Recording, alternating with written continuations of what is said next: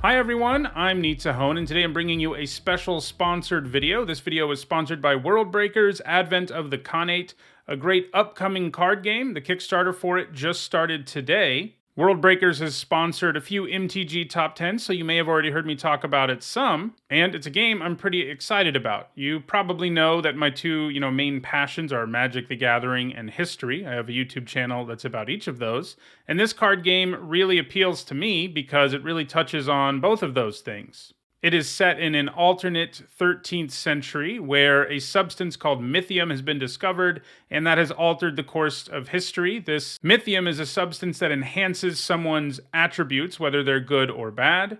And this game contains a bunch of alternate history versions of real historical people. I should note, this game is not a collectible card game like Magic. It is a game where you just buy the product. In this case, you support the Kickstarter, and then you get a box and it has all the cards in it. And that's what I'm going to be showing you today. I'm going to be unboxing the prototype for Worldbreakers Advent of the Khanate. So let's go ahead and dive into that. All right, so here is the box.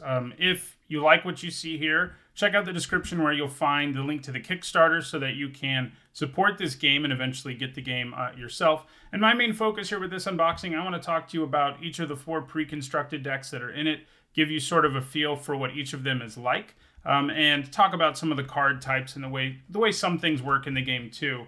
I'm going to relate things back to Magic, because obviously if you're on this channel, you play Magic. There are 4 pre-constructed decks in here, and each of them has one of these Worldbreakers. And this is somebody who has harnessed mythium to become more powerful, basically.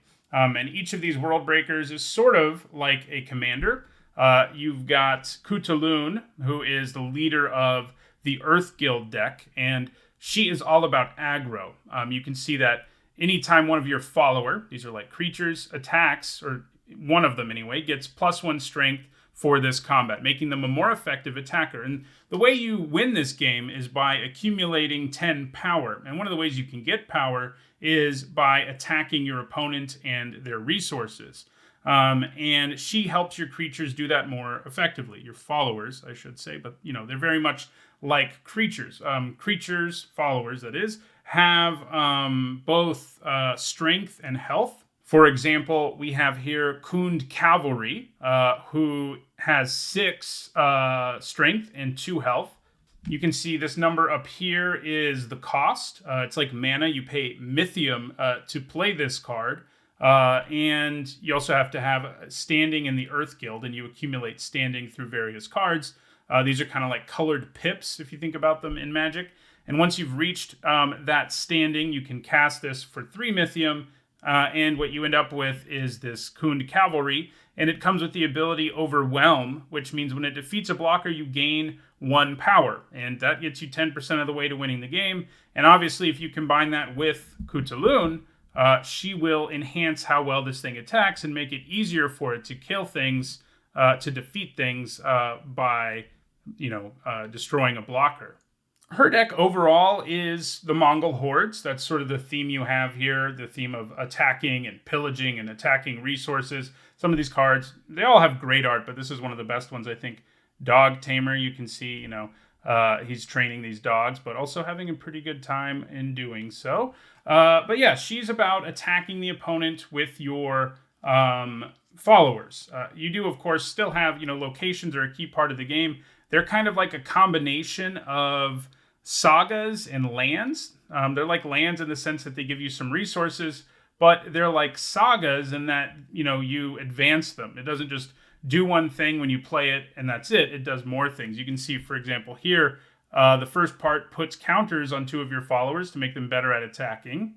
And then the second part is really powerful because it makes it so all of your followers have Overwhelm. So this is a good way to accumulate power. So that's what she's about. Cthulhu is about, she has the Mongol horde behind her, and she's about attacking your way to victory for the most part. Much like a mono red or a mono white aggro deck would be. Let's move on now to another one of these Worldbreakers.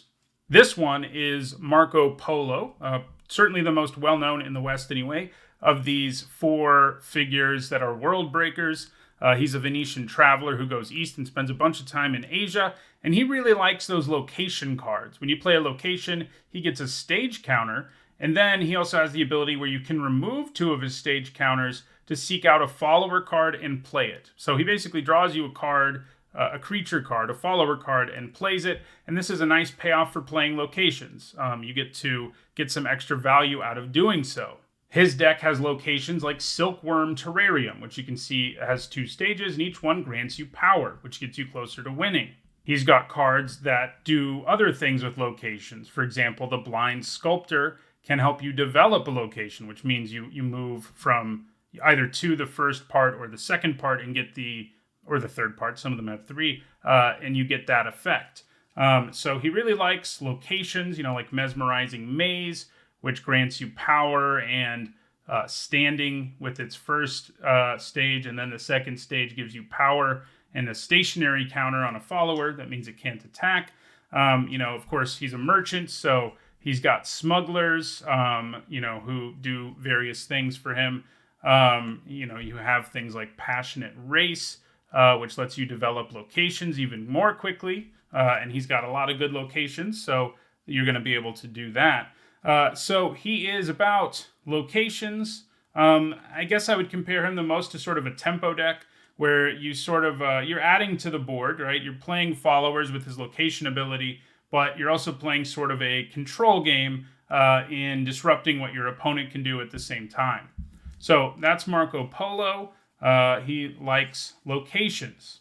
We've still got 2 decks to go. And the next one we're going to look at is Ruknudin Kershach, who you can see here. He also is a real person. He was the head of the Assassins, just like it says here, the leader of the Assassins. And his deck is the most like the Rock, I would say, a black-green mid-range deck in Magic where your game plan early is to disrupt your opponent and kill their creatures and things like that, their followers in this case. And then you stick some sort of threat in the late game that just gives you a ton of value and it's hard for your opponent to beat it. And you can see that his effect says that when you attack, if it's your first attack, you can pay 1 Mythium and you just get to wound an opponent's follower. And wounding an opponent's follower is a big deal because it means, they effectively have less health. It takes less damage for them to be killed. And some followers only have 1 health. And that means Ruknudin can just outright kill them if you have the Mythium to pay. And so his deck is all assassins. We saw that Cthulhu has the Mongol hordes behind her, and that Marco Polo has merchants and people like that behind him. And Ruknudin, meanwhile, has, assassins, people or warriors in this case, an arsonist saboteur. It does a very common thing that we see a lot on black cards in Magic, and that is that when it hits, your opponent discards a card. So you go after your opponent's hand as a resource. You disrupt what they're trying to do. You have rogues with the Alamut Emissary here, and if it attacks alone, it can deal 1 wound to a follower, just independent of actually damaging it with its strength. And so that is another way to accumulate these wounds on your opponent's stuff. You have event cards, which are a lot like sorceries, and in this case, this one just does 2 wounds to a follower. It can kind of work sort of like a burn spell would if it just outright kills the creature, but it can also make it so that yours can do a more effective job of killing things in combat.